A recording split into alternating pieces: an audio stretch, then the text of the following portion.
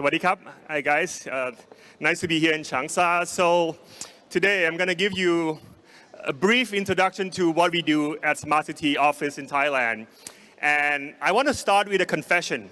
So when I started working in Thailand as a Smart City expert, many years ago, like 5 years ago, I have done a lot of things that are not completely correct. Like I thought that if you have a lot of money and a lot of good intention, you can always build a smart cities. I thought that if you have a good policy, good intention, and cash, you can build any cities you want in the world that people want to live in. I naively thought that was the case. Turns out, a couple years later, I recognized is that no cities that are smart have been built at all in Thailand. So I was wrong because I thought that intentions and money were good enough. Turns out that those are not good enough at all. You need more than just money and good intention.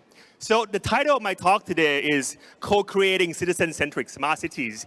It's a new approach that we have been trying to push in Thailand for the past few years, and it has been working quite well because when you put citizens at the center, when you try to get citizens to work with you and try to define the way to think about cities with you, you can always find a way to not using a lot of money and always arrive at your destination, which is a good cities that people want to live in.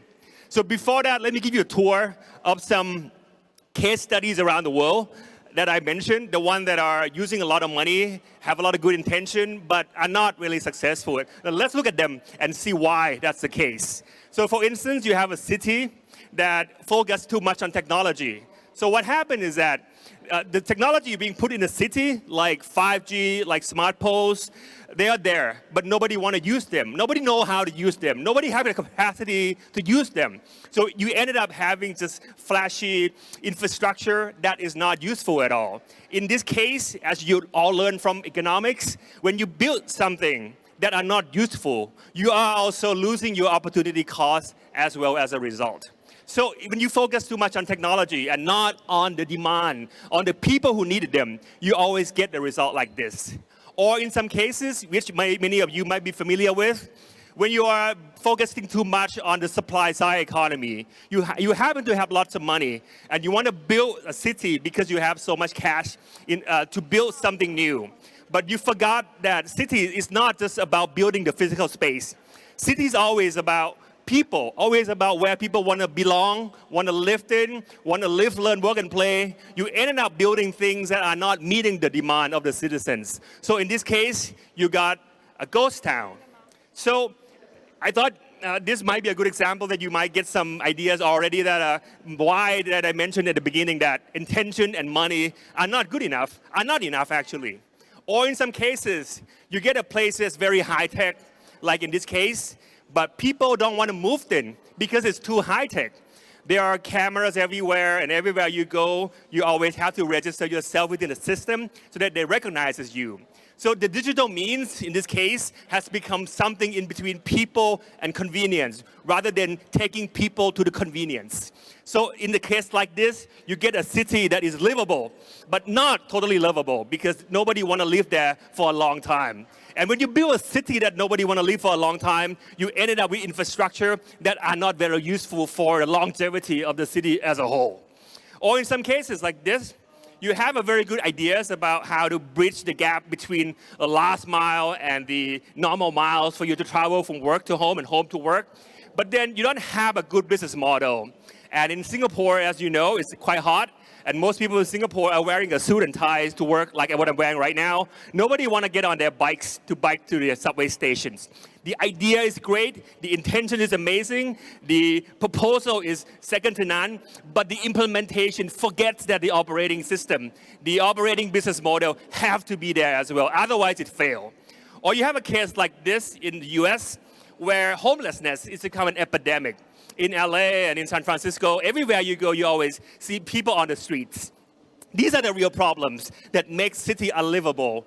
But the government only look at something at the very top, how to fund more startups, how to get more entrepreneurs to come to LA and San Francisco, how to get more people to come to California to invest. But they forgot that the basic building block, the basic element of a city is not just about economy at the top.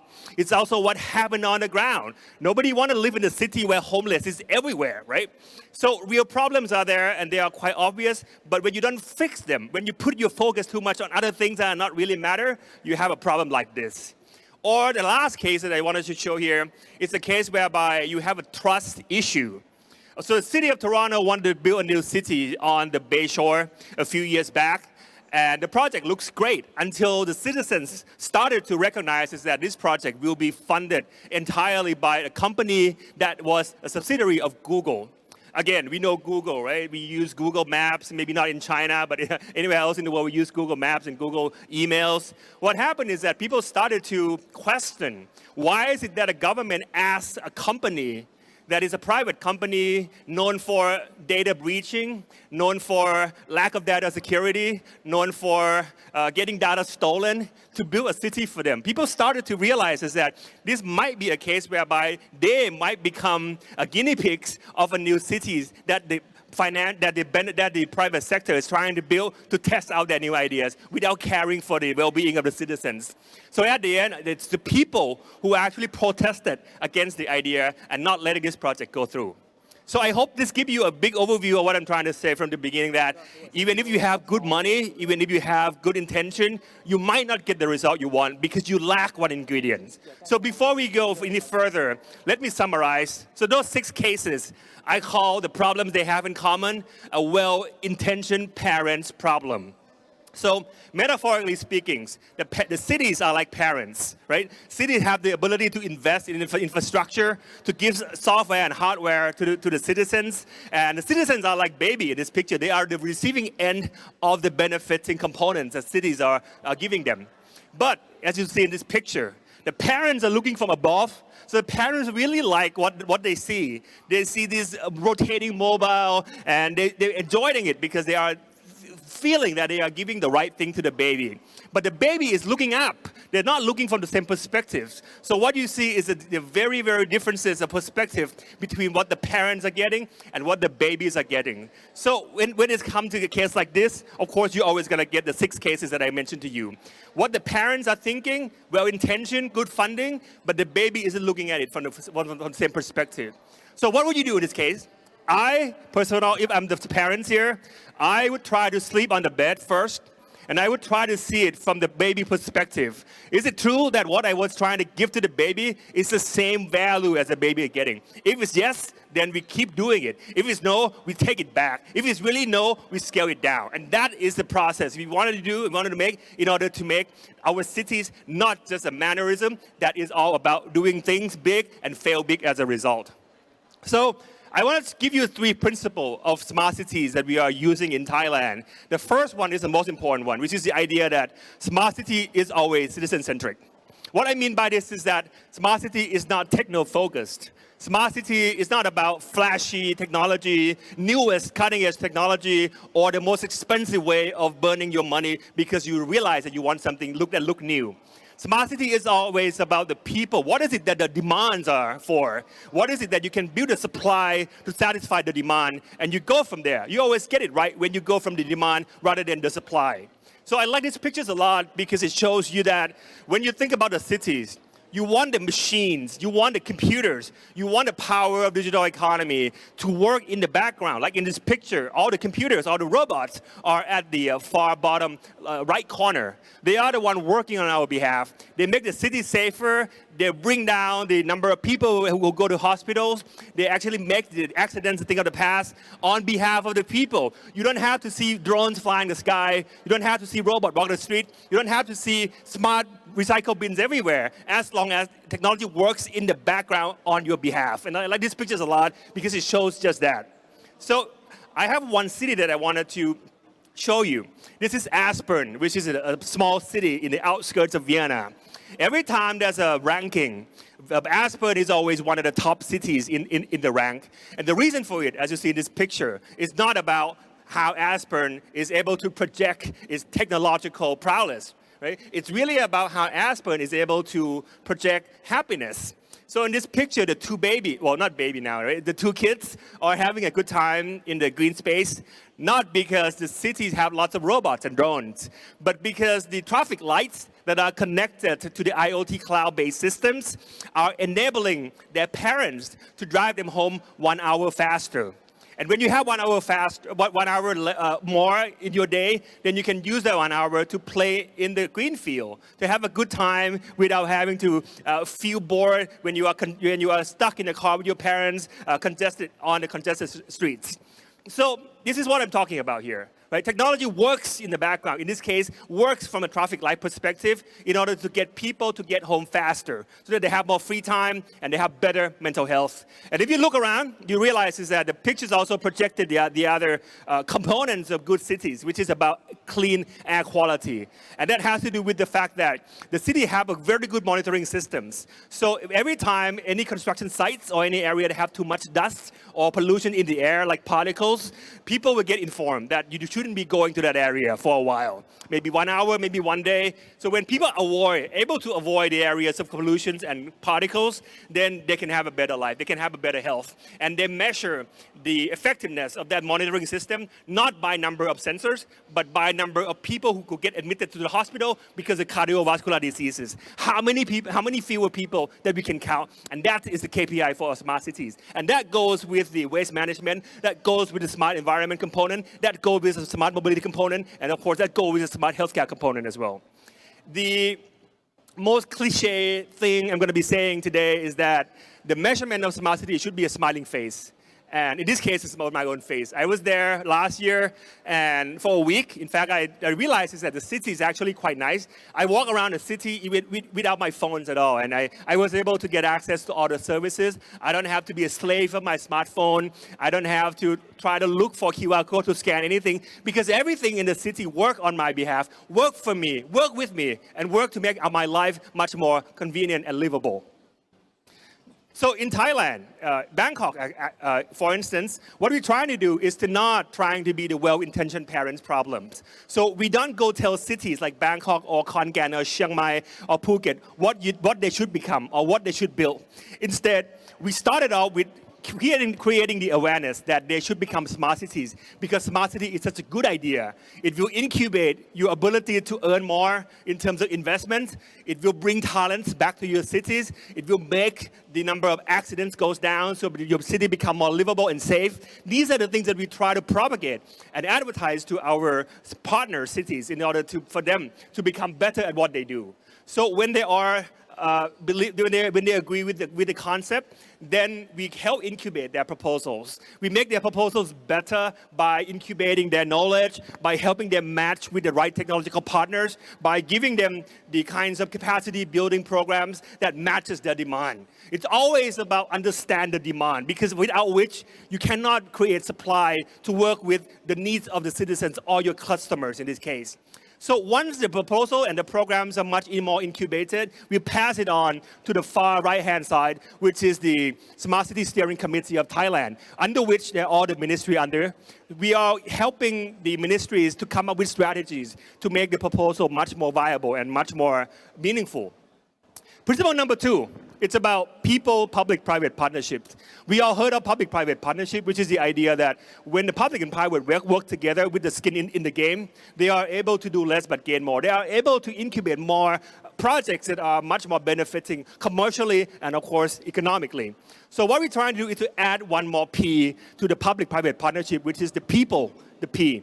So why? Because if you look at public-private partnerships alone, it could be a good idea, but to a degree, if you are creating a project that is PPP, but it's not what people need, you're always going to fail as well because you're not looking at people and work backward to the solutions. What we're trying to do here is to put people on the demand side. They are the demand side that needs to be protected in this equation, and therefore we create a public-private partnership to satisfy their demand.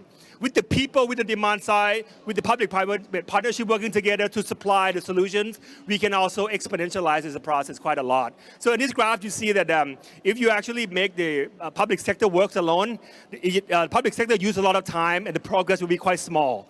But when you actually working together with the private side, you get the benefits of market mechanism and the benefits of the understanding of technological advancements of the private side. You can actually move the process faster.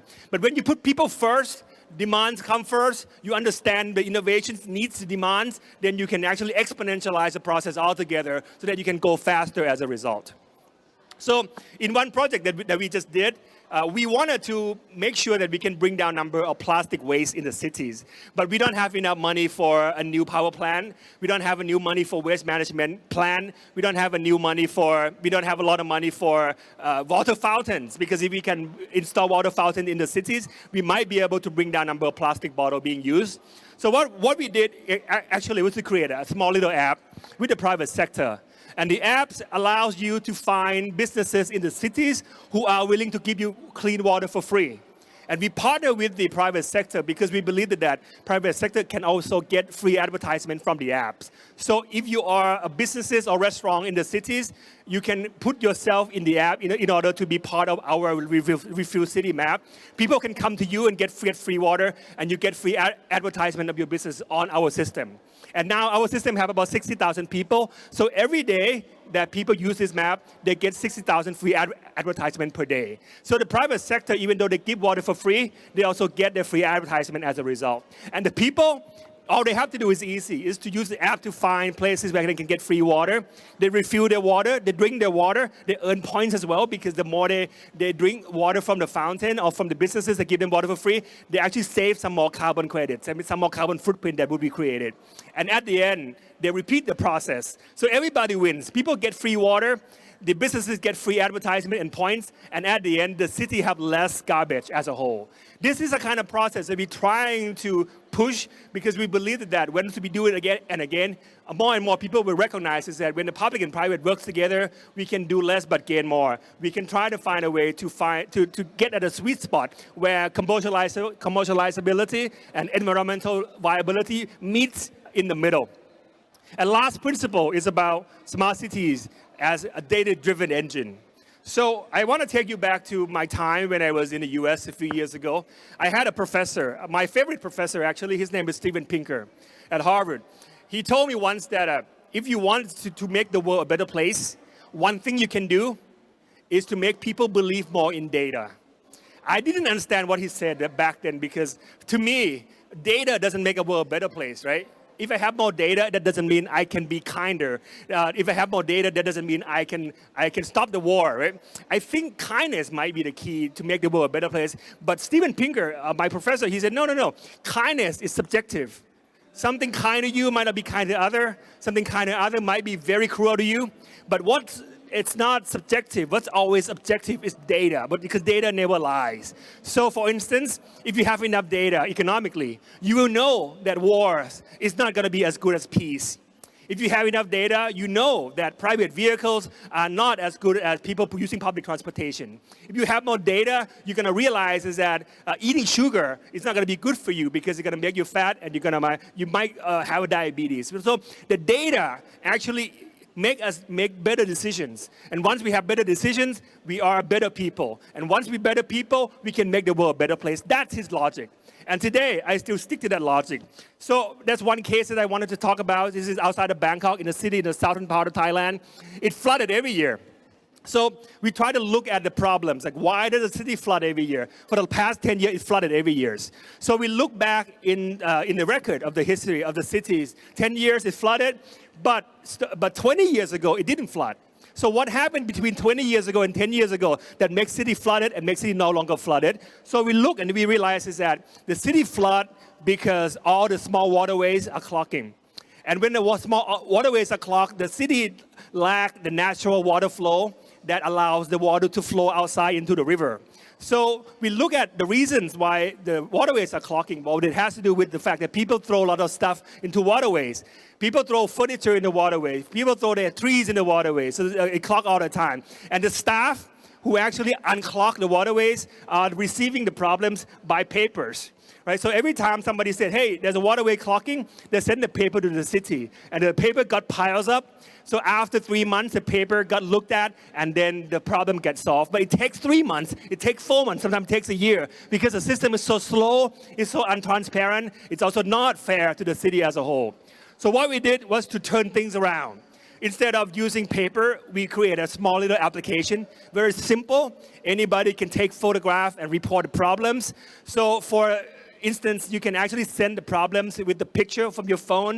You just have to send a photo, and the city will take the metadata from the photo, and we know right away where the problems are. We know right away where the picture was, when the picture was taken, and we know right away what problems these types are, because we use AI, computer vision in the background in order to analyze them. And with this, we actually expedite the process of getting a problem reported down from 3 months to just 48 hours. So let me show you this. It's very simple. So even if you have an iPhone 6, you can always download it because it's so light and it's cloud-based.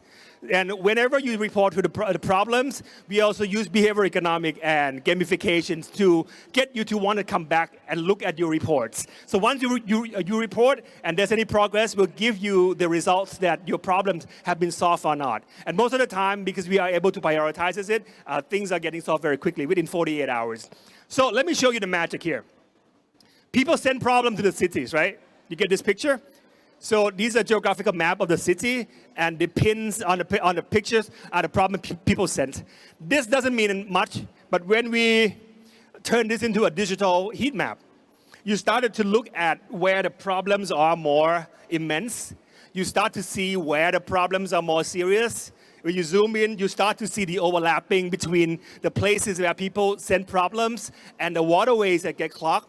So instead of sending your trucks to solve problems randomly, you look at the map and you look at the place where waterways intersect with the purple area the most, and that is where the problems are most prone to be fixed. When you crowdsource citizen data like this and you reference the 2 layers of data together, you actually understand how to prioritize your problem solving and ways to make decisions much faster and more efficiently. And what happened, of course, we are able to solve problems faster, not just for the flooding, because people send problems to us, and because we are able to use the map to identify where are the problems that need to be prioritized, where are the problems that are more critical than others, we are able to solve all the problems actually quicker and faster. And I'm happy to report that the flood never occurs again. So every time when the city flood 2-3 years ago, it cost us about $20 million to compensate for the loss of the people, casualties, sometimes death. We have to pay lots of money to revamp infrastructure. Now, we don't have to pay money at all because we don't have flooding problems anymore. And this happened because we use a small little application that is able to solve all problems because people crowdsource their information to us, and we use the power of AI and data analytics in the background in order to use the cloud analytics to supporting us. So, next steps, right? We crowdsource, it's kind of nice, but still, people are pretty slow. The next steps, we want to replace people with IoT sensors. So instead of getting people to send us data, we're going to use a sensor to send us the data. So once we have enough data and we reference 2 different layers of data, we can know for sure that the problem are the one with priority, then we can automate our water infrastructure. And this is the thing that will be the next steps for our projects. So let me summarize. I have only a few points to summarize for you today.